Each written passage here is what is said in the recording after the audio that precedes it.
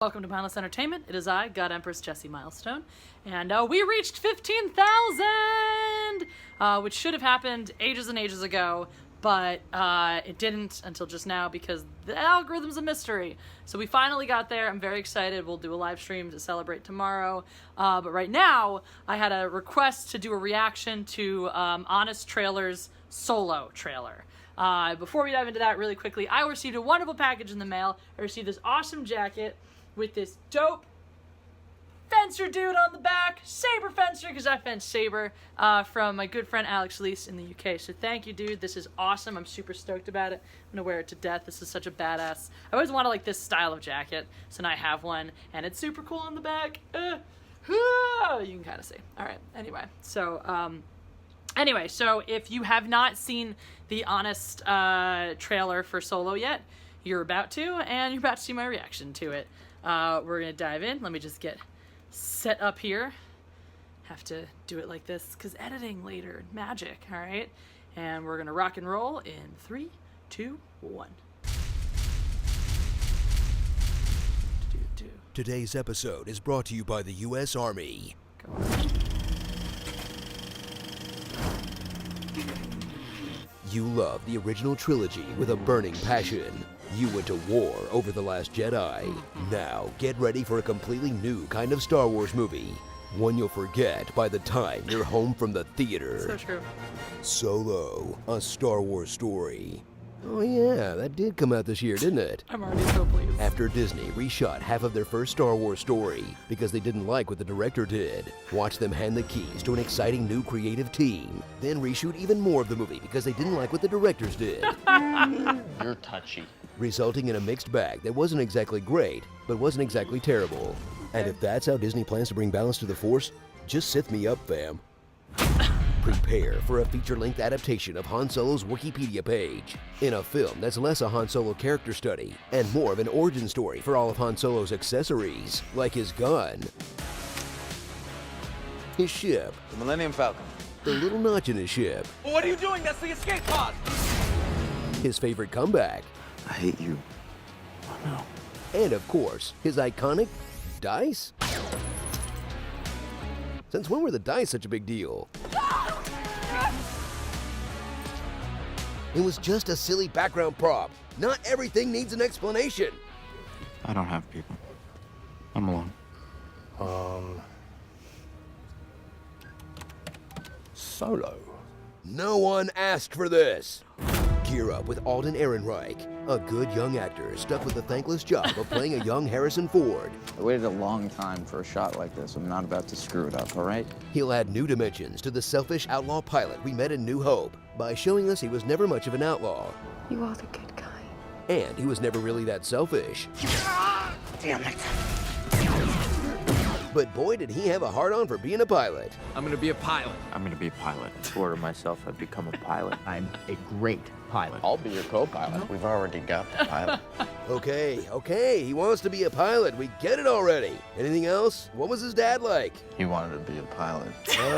Never mind. Let's just go back to learning about his accessories. Where'd he get that vest? Strap in as Han joins a gang of even scruffier nerf herders, like Chewbacca, who eats people now?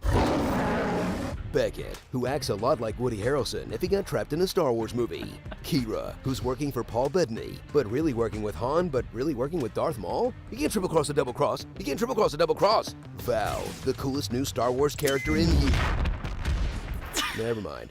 Lando, the Star Wars story we'd all rather see, except for that part where he's clearly having sex with his droid. How would that work? That works. And L337, who is either an SJW or an offensive satire of wokeness, depending on which part of the internet you like to scream at. When Han Solo is the blandest character in your Han Solo movie, you've got a problem. I'm Han. Nobody cares. Did you want a darker take on the Star Wars franchise? Well, you've got it. Because this one is so dark, it's hard to see what's happening. Whether the action is hidden in deep blues, muted browns, a kind of drab olive, or Taco Bell beef orange? By the time your eyes adjust, you'll realize everyone in the galaxy is lit like they're in witness protection. Oh, cool. There's the Falcon, I think. Man, this movie is literally the dark side. So catch the first flop of the Disney Star Wars era that froze all the other standalone projects in carbonite, but gave fans a sense of how Han became the character we all know and love by going through the events of Solo. Then at some point off camera before A New Hope, becoming the character we all know and love. Beckett said he heard about this very big gangster putting together a job. So what was the point of this movie again? Starring Lone Star, Harry and the Harrelsons, White Man Can't Jump to Light Speed, Khaleesi, the sentient being trapped inside the Falcon? Yikes. 6 seasons and a Wookiee? I want Tandy. Name this character. You can't, can you? Pirates of the Corellian. Samus Aran. Yes. Terraskasi. That crappy PlayStation game is canon now. Half the mall I used to be. And Disney, every time they fire a director in the middle of a production. I got a really good feeling about this. No. Cowboy Beeflop. Wow. Well, that was special. Oh, wait, more. Solo. You know, if Solo isn't his birth name, why did he give it to his kid? And then name him after Luke's hermit friend who he knew for like a day maybe? No wonder he tossed him off that bridge. Oh. Today's episode was brought to you by the U.S. Oh, Army. goodness. Find out more by clicking the link below. What's the matter, Colonel Sanders? Chicken? The watermelon is a soup. An explosion a day keeps the Michaels at bay. Please. What makes a hero? Punching an old lady in the See face. what you did there. All right, now it's over. I did like those little please reads. I like that he does that. I like that he reads them. That's cool. So that made me so giggles full. As you heard, that was just a delight. That was an absolute delight. I hope you guys enjoyed that as much as I did. And it's just like, goodness. Yeah, it really, I think, hits the nail on the head. You know, they say comedy equals tragedy plus time. Well, I guess there's been enough time to turn this tragedy into a comedy.